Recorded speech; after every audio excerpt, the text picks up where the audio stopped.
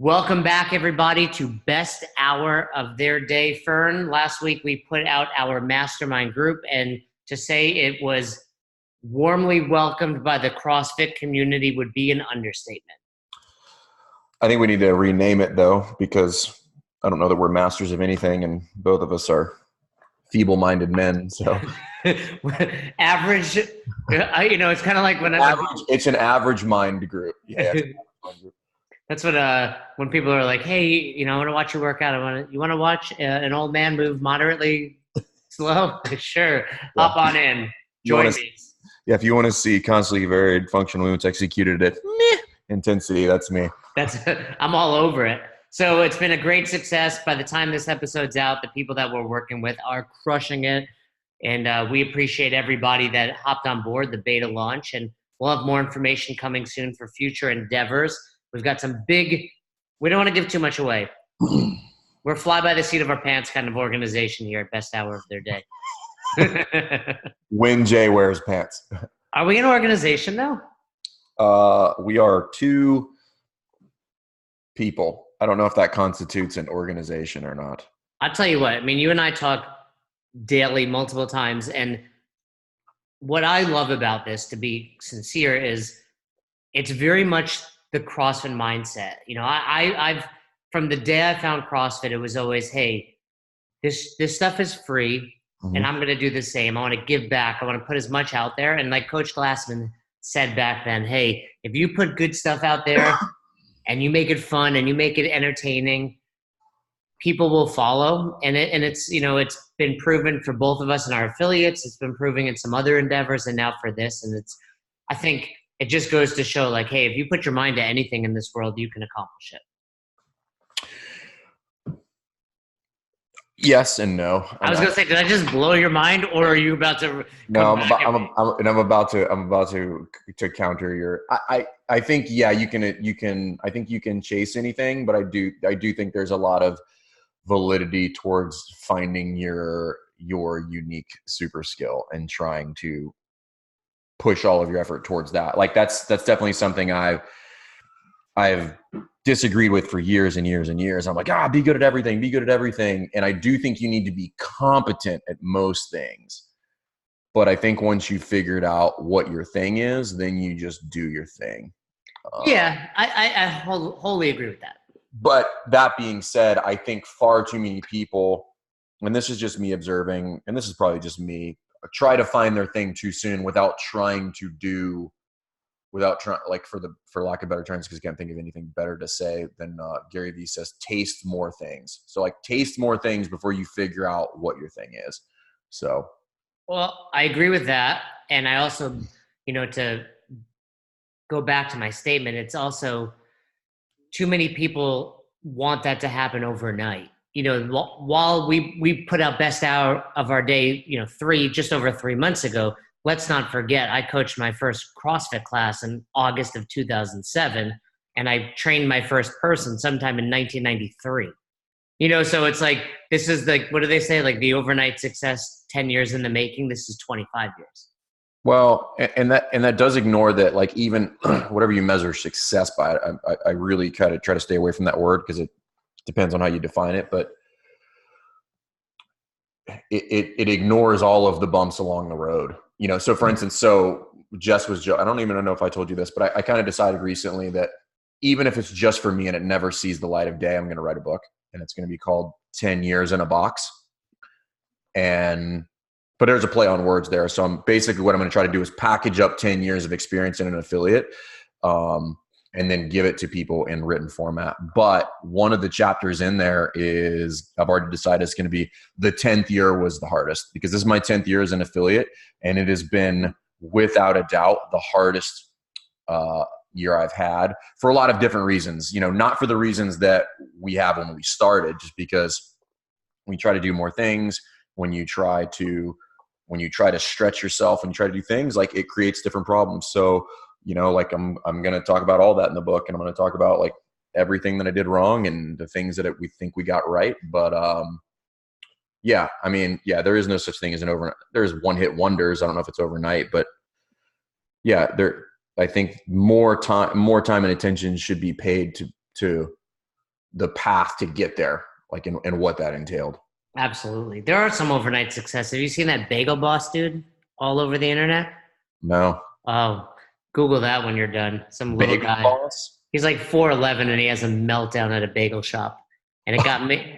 Oh no, I don't know that we're going to call that guy successful by any metric other than, like, a lot of people shared it on Instagram, but yeah, I do know what you're talking about. Right, but that's exactly my point. It's like, what is success? To me, success is whenever someone listens to one of our episodes and either shares it, shoots me something that they took from it, tags somebody in it. To me, that's success when it comes to this. And, great segue from Bagel Boss to energy, because, we try to answer a question before diving into our topic. And the question that I pose to you is, how do you bring energy when you don't seem to have any to a class? What are some tips and tricks Fern does? And then I'll give you a couple of mine. But, you got to coach. Sometimes it's 5 a.m., sometimes it's 6 p.m. You're drained. How do you kind of manufacture energy? So one of the very basic ways, and I hope this makes sense, is you just have to be consistent. You have to be consistent about how you do things.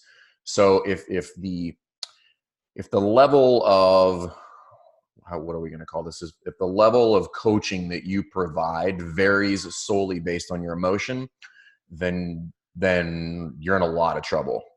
So be as consistent as you can about how you give the whiteboard brief, how you do your warm-ups, or how you structure your warm-ups, and how you teach movements, and how you give cues. It doesn't mean they have to be, you can only do one thing and you only have one flavor, but there should be consistency. And one of the things that I've always tried to do myself and then express to the coaching staff that I have is that nobody should know if you're having a bad day. If your mom died, if your dog died, if your girlfriend broke up with you, nobody should know but you.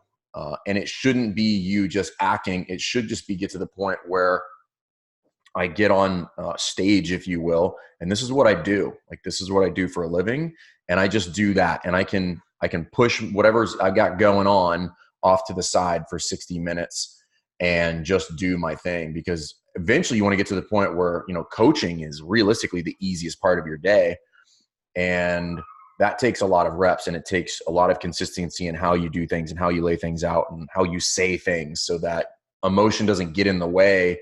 And I know it sounds like what I'm suggesting is be robotic, but I'm not. I'm just suggesting be very consistent. No, I think that's valid because, if it's like anything in life. If you let your emotions run you, you're going to have some classes where energy is through the roof, but you're also going to have a lot of classes where your energy is down in the dumps. So being consistent is key. But let's take it a step deeper. Do you have any specific tips? All right, you're tired. The two kids were up all night. You didn't get enough sleep, and you're in there at 6 a.m. Is there anything, is it a strong cup of coffee? Is it a pre-workout shake? Is it, running a quick mile? What is there anything Fern does? Well, no, not really, but I will tell you a story. So for the longest time when we first started our affiliate, our early morning class, which our 6 a.m. class, was very poorly attended.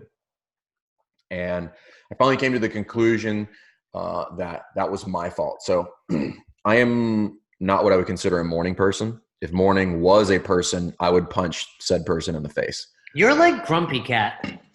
A little bit. Yeah. That's who your spirit animal is Grumpy Cat. Yeah. I wouldn't necessarily disagree with that. Although I'm not grumpy. No, you're not. Your facial expression is grumpy. Yeah. No, I definitely have a resting dick face most of the time. And the issue was, like, it was me. Like, my attitude was garbage when I showed up for the 6 a.m. So not shockingly, nobody wanted to be there. And, so I wouldn't say that I did anything. I just got over it. Like, maybe you are tired. Maybe your dog did die. But this is going to sound super harsh, and maybe that's just who I am. Your clients, while they care, they don't care. You're there to give them the best hour of their day. Like, that's your job. That's what you signed up for. And if it's so bad, then you need to find a fill-in to coach that class. But at the end of the day, that's your job. That's your responsibility. That's your duty to show up and perform. So you need to show up and perform regardless of how you feel. And here's the real takeaway of that. That is the true sign, in my opinion, of a professional. Yeah, regardless of what you do, you have to be able to show up no matter what. I'm going to throw out a little bit of a tip, something I'm personally. Yeah, I feel like I gave a bad answer. I feel like that was not, tangible or actionable. No, it is actionable, because I think if you're listening, it's like it's real. Like, not every day is going to be easy to show up and coach. Like, you're going to have shitty days, and I think you nailed it. Your members love you, your members care about you, but they're also paying $150 a month. Obviously you're throwing out extreme examples of people dying, but you stubbed your toe on your way in, suck it up and coach a solid class. I'm going to give you one thing that I've been trying to do outside of coaching, but I use it really for working out. So I try to listen to a lot of books and a lot of podcasts, and I get distracted. I'm in the car. And one thing I've tried to focus on is what I would refer to as like a trigger or getting into state. Tony Robbins puts it as, he calls it state. So, you're going to coach a class, you're going to go to workout, kind of drop everything, put on a song that fires you up. Mm-hmm. So I've been listening to Lose Yourself by Eminem on my drives to Mom's Spaghetti, on my drives to the box before I work out. But when I go to coach, I'll put on something a little more mellow, but still like I love Dave Matthews. So I'll put on some Dave Matthews that gets me upbeat, but not in this kind of manic way. It's kind of like just a little tip and trick, and use that for whatever you want. Be it you have a workout song. Hey, maybe you have a chill song, so when you come home, you're like more loving to your partner. Yeah. But something to consider. But you mentioned in there you made a mistake in the past of your box ownership, the 6 a.m. class, and that's what we're going to dive into in today's podcast. I was thinking about it as we were talking. We're not going to just rattle off mistakes that we've made, because we've both made way too many, but maybe we can talk about like our top 2 or 3 each, go a little back and forth, see if we both made them, which I'm sure we've done. I'll kick it off just because I know what I'm going to say. So if we're talking about mistakes we've made as a box owner, as a coach, as a CrossFit coach out there, I think the biggest mistake I made as a box owner was allowing people to do their own shit, their own programming in my box. What do you think about that? I think that can be a huge mistake. No, I literally think it was my biggest mistake. And I'll tell you why. It was bigger than just a divide in the community. It drained me emotionally. It was just so frustrating for me to see people that I felt like were not doing what we've asked for them to do because they weren't going to class, to see the looks people would get like, oh, they're doing their own thing. It actually made it not fun for me to show up anymore. And it was certainly a big reason of why I sold my boxes. Like, there were other circumstances, and it was a great decision to sell my boxes. But at that point in time, I was just like, man, this isn't as fun as it once was, when I had a community of like-minded individuals doing the same thing. And obviously we talk about it numerous times in past episodes, our Strength and Metcon episode in particular. But I think that was probably my biggest mistake in box ownership. I could see, my counter to that is like, if that's the biggest mistake you made, then you're doing pretty well. I think one of mine, I don't know where I have to sit on that for a little bit to find like, what's the biggest mistake I ever made. and here's what's interesting is I would be very curious to have this same episode in a year from now, because I have a sneaking suspicion that my answer might change. But one of the biggest mistakes that I made was starting to outsource tasks within the gym before I had become competent at them. So think accounting, any sort of admin things within the gym, whether it's like somebody who manages your Mind Body Online or your Zen Planner or your Wodify or whatever it is that you use, or social media or any of that stuff. Because I read E-Myth Revisited. That's my favorite business book. If you're listening, go pause this, go on Amazon, E-Myth Revisited. I'll pick up the author while you keep talking. It's not Gerber, something like that. I was going to say Gerber, actually. I think it might be actually. Michael But anyway, Gerber. Michael Gerber. yeah, okay, I was right. Yeah, yeah. 12 So, bucks on Amazon. yep. So go read it. However, there are some things in there that and I'd be curious because I think he's written multiple iterations of that book, but there was I read it, and the premise is work on your business, not in your business. So I just went as I do, that's just who I am. I went full send on everything, and I just got rid of everything. I was like, I'll pay somebody to do like all the things regardless of what it is. And then that blew up in my face. And then I read Michael McCallowitz's book Profit First, and he outlined it a little bit more, that in many instances, there's a math equation for which you would start handing those tasks off. So you have to figure out if you can afford to hand it off, right? Is it worth your time and effort to do it, or have somebody else do it? But probably more importantly than the math equation is, I was giving away these functions within the gym that I didn't fully understand. So I wasn't able to check or verify, or, sometimes in the military, they use the phrase trust but verify. So I can't trust but verify a task or something if I don't fully understand it.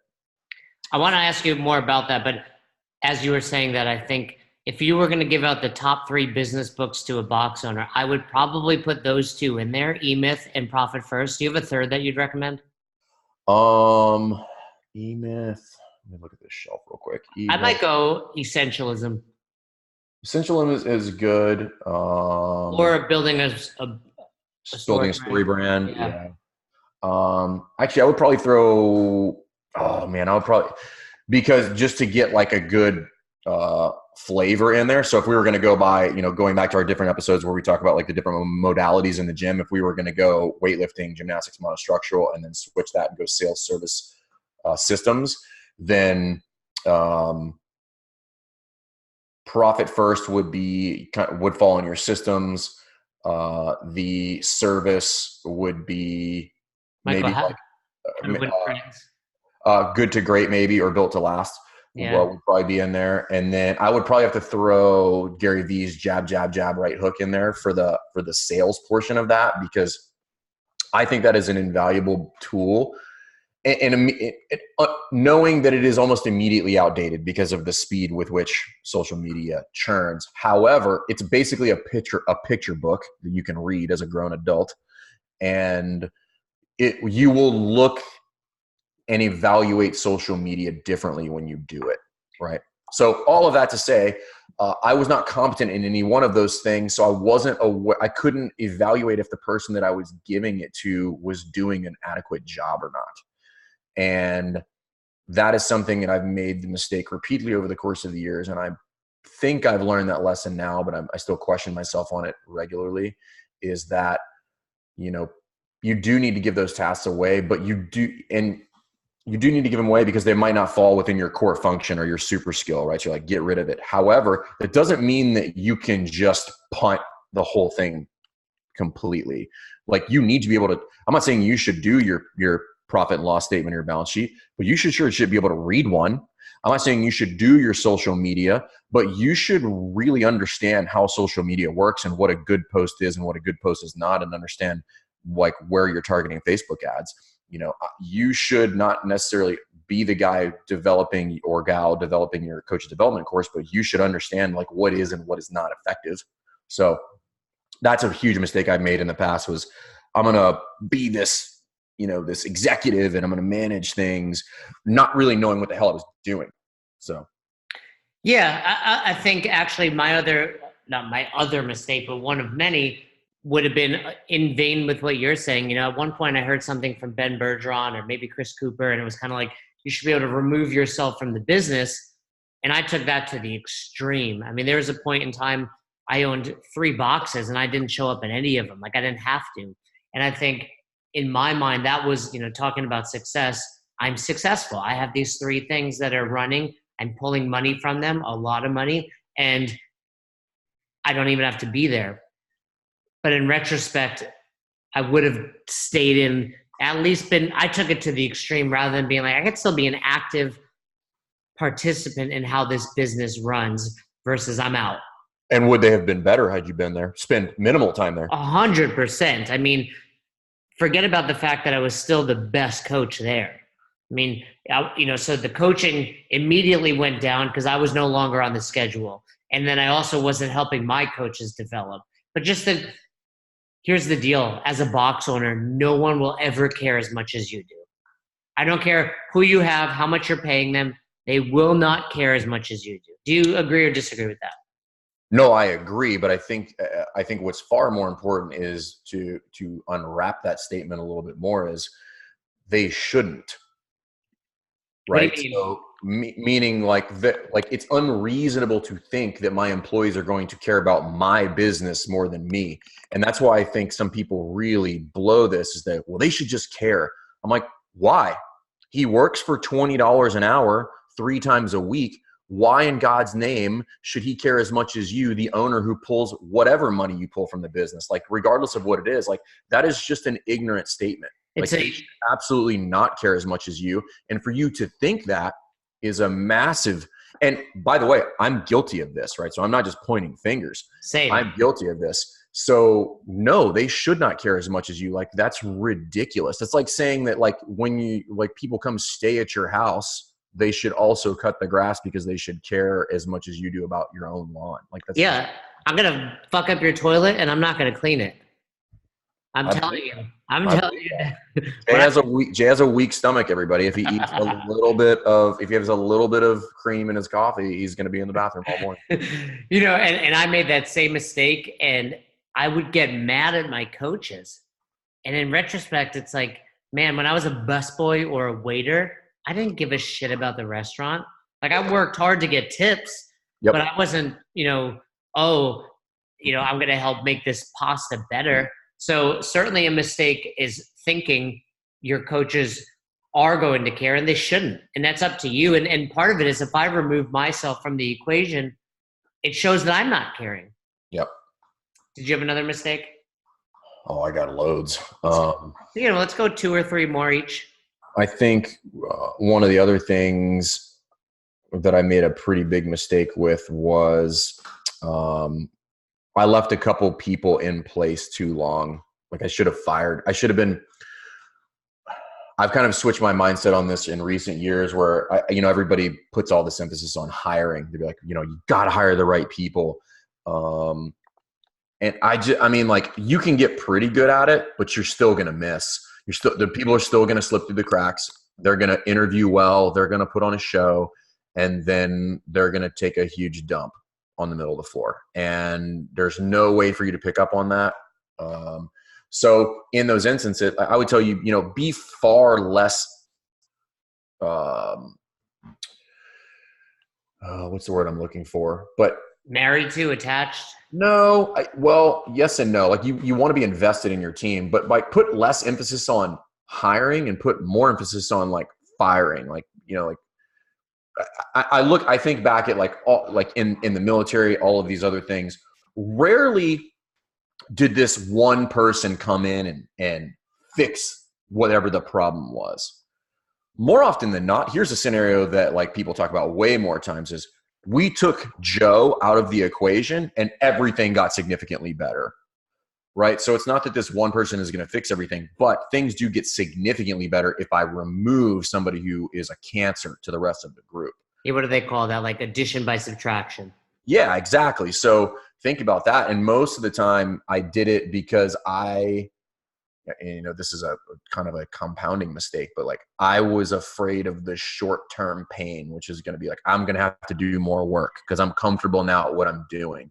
So get rid of them. Like it's your business. Like if it's yours, you should be prepared to do work at any time, Yeah. And you wouldn't want someone there that you don't like or respect. And sometimes I had plenty of coaches, I can think back, I don't want to drop any names, but a morning guy that I kept on simply because he was the morning guy and I didn't want to get up at 5 a.m. Well, it was frustrating. He was a shitty coach. There were days he didn't show up and it was like, I should have just fired him. How about more specifically now to coaching? So I'll give you probably the biggest mistake I made was I came back from my level 2. We talked about that. last week. I passed, and I just kind of rested on my laurels of Nicole Carroll tells me people love being around me. And I took that to the extreme. And if you looked at the 6 criteria, my presence and attitude was probably 80%. My group management was 15. My demo was 2. And teaching, seeing, correcting were 1% each. Your demo's still 2. I'll tell you what. In 10 years, you have not increased 1% on your demonstration. If you're listening to this, I work hard on my demo. When I got hired on staff, I know a lot of people. Which makes it even more impressive that you work that hard and have yet to improve it. I know people see me and they're like, that dude's so athletic and that dude is so fit. Don't let the 6-pack fool you. Yeah. I'm not a good athlete. And they're talking about me when they say that because I'm standing next to you. I still work hard on my demo, and I love when someone sees me and they're like, you move so well. I'm like, man, thank you. But, I was just like, I'm the fun guy. Albany CrossFit was a blast, but I didn't give a shit about teaching, seeing, and correcting.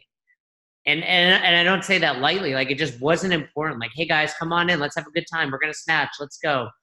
And I'll tell you where it really hurt was when I tried to get on staff. I had to work really hard. It's in the book coming out, but I worked really hard to get on staff, and it was every single time. Jay, people love you. Jay, you'd be a great fit for staff. Jay, your energy is through the roof, but you're not seeing things. Yeah. What about you as far as coaching goes? Mine was, and this is probably falls in the bucket of the novice's curse, but thinking that there was only one way to do anything. When I learned something, this is the way we're going to do it. This is the way that everybody should do it.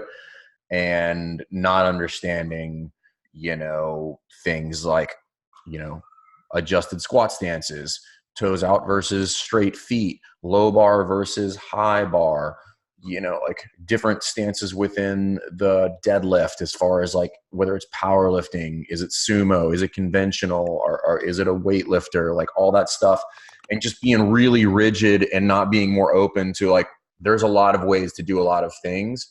And my job as the coach is to soak up as much of that knowledge as I possibly can so that I can apply that knowledge where appropriate.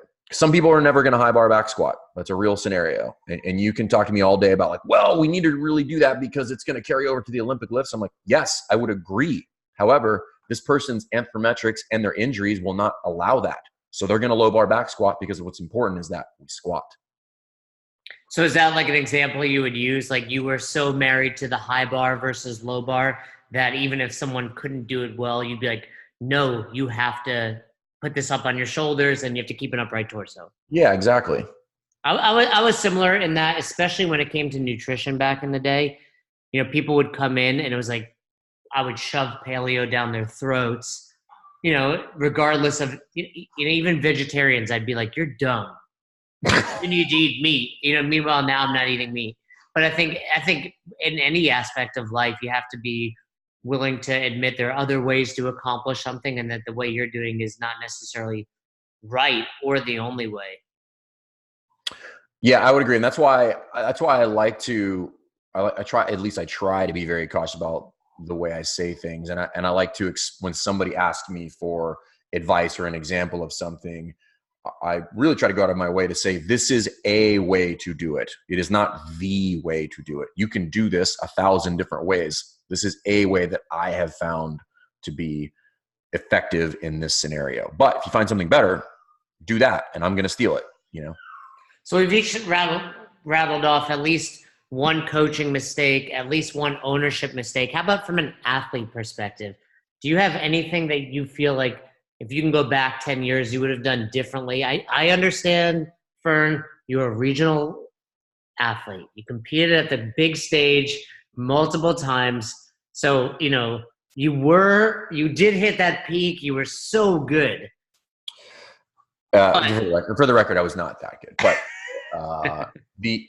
yes. And I think, and again, ignorance is bliss. So you have the good fortune of hindsight at this point, but I think this is incredibly relevant because I can't think of any CrossFit athlete that probably hasn't done this, which is I see somebody else who's doing something, and my assumption that is going to be just as effective as for them, for me, as it is for them, instead of really trying to evaluate my own fitness and intelligently design a program that is for me based on my goals to compete, right? So this is different from GPP in the classes. This is me wanting to compete at a competitive level within the CrossFit world. I was doing everything. I mean, name a program, I was like trying to do it. And not shockingly, I got very little results out of that. I would tell you, yes. I think we all went over that obstacle of doing too much volume. Guilty. But I'd say one thing that I've actually really tried to dive into recently is that idea that you don't always have to go RX. And in addition to that, it's okay to go in and purposely go easier on some days, but do the workout. So, yeah, as of late, I wouldn't say I scale regularly, but there have definitely been workouts that I've scaled knowing I can either do the volume and or the load, but that I wouldn't get as much out of it if I went a little. So, for example, earlier this week we did a workout that was an EMOM for 12 minutes where you had to do max effort, power snatches for 45 seconds on 1 minute, and then assault bike for the other 45 in the following minute. And it was RX at 95. And it was a very busy class, so I didn't mind partnering. I partnered with one of the coaches there. Her name's Mags, and it was 95-65, and she went to 75, and which was RX plus for her, and I scaled down. But man, I destroyed myself. At 75, where had I gone 95, it would have hurt, but not the same as being able to basically go unbroken for 45 seconds 6 times. Oh, got it. Okay. And then when you sit there and you do the math, 4 times distance over time, it was also more intensity at the end. I'm moving 20 pounds less, but if I'm getting 10 more reps per round, that's a ton more weight. So just that idea. And I was telling a class recently, I think it was actually Donnie, who, we had on the show, the Q&A that everybody loved, Donnie. He used to have this competition at his box, and he would tell you, if you come in and you do Jackie. So Jackie was the regional workout like 7 years ago, and the games level or the regional athletes were doing it in like 6 minutes. He's like, if you can do Jackie with PVC and jumping pull-ups, I'll give you a free membership. How fast? You had to be faster than any regional athlete. Oh, which is going to be a 5:18 something in that right range. So that means you still have to do the 1K row, but you have to do 50 thrusters with PVC and 30 jumping pull-ups. And he never had anyone with the ability to do it faster than a regional level athlete. Well, that doesn't shock me, but yeah, I mean. But it just shows like you would smash yourself trying because you're going to go a little harder on the row than you want. It's basically 50 air squats, with PVC and then jumping pull-ups. But man, it'll smash you. So I'd encourage anyone listening to this. But here's a challenge. Let's throw out a little challenge to the listeners. Pick one workout in the next week, scale it, and see how much it destroys you. That just goes back to understanding intensity, which was actually one of my mistakes on here, which is one of the big mistakes I made from a coaching standpoint is like I failed to understand intensity in all of its forms. So we just think intensity is just like, go, just literally lay the hammer down.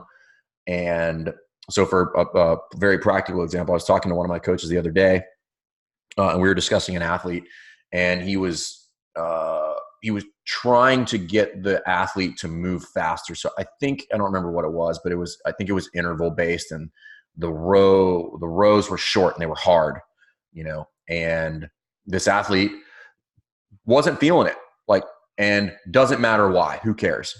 And he made the classic mistake of trying to force the issue. And afterwards, he was kind of telling me about the scenario.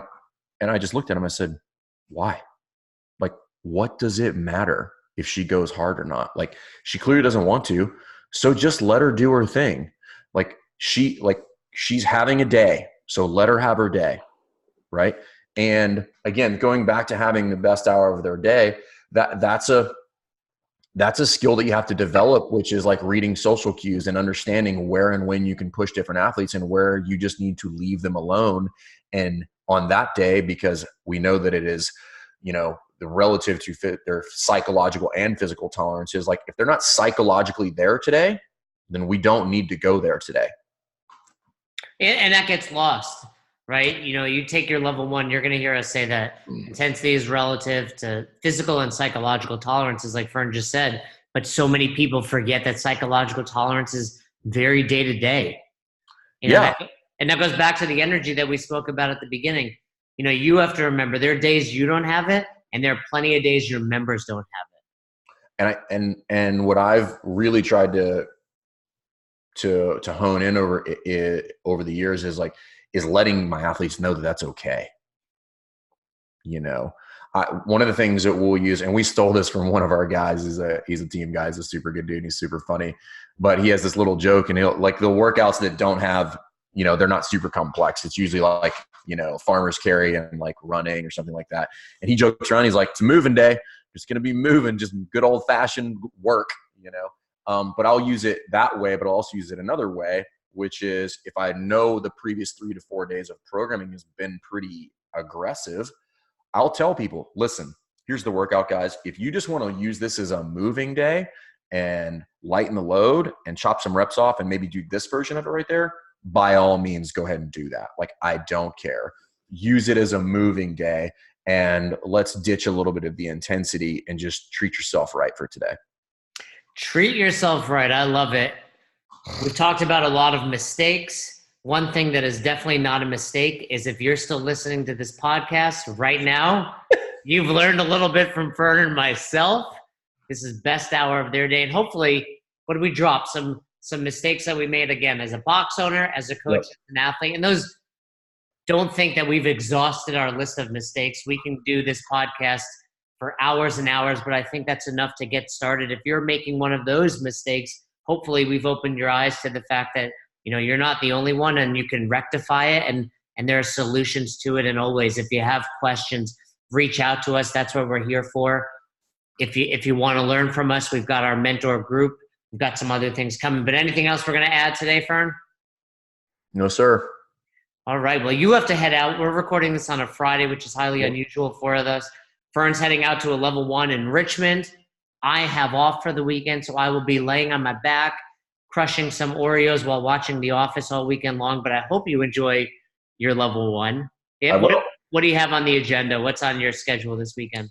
I have a light weekend, actually, compared to last weekend. I open and close. I have what is CrossFit and programming. Yeah, I think let's pull back the curtain a little bit. A lot of people are like, hey, do you pick what lectures you give, or do you do the same ones every weekend? We find out about 10 days out, and that's enough time to make sure we study, we review as many. We've given some of these lectures hundreds of times, but we still go through, they change. We learn from the participants, like we say at the end of every weekend. Give us feedback, because that's how this seminar improves.